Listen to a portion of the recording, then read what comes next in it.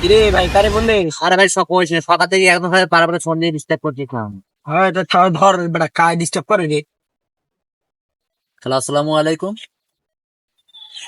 ওয়ালাইকুম আসসালাম। কেমন আছেন? হ্যাঁ ভালো আছি। কেমন আছো? হ্যাঁ, আমিও ভালো আছি। হ্যাঁ ভালো আছো না? হ্যাঁ, আচ্ছা তুমি কার সঙ্গে আছো? আমি হাবিবুরের সঙ্গে আছি।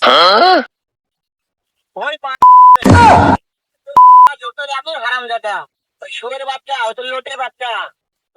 আরে ভাই চুপ কর। এতই না গেলি ওই হারামজাদার আমি সামনে পাইলে একটা এমন একটা চটকানে মারবো, শালা মা যাচ্ছো। আর তো এর বেটা এই বেটা কারে বেটা মার বেটা রে। এই বেটা সামনে আয়। দাদা কি আছে? আরে বেটা আমারে গালি দেয় রে। ও আমার কথা সব শুনছিস? হ্যাঁ, ওই বেটাকে শুনে শুনে আমি বেশি বলবো।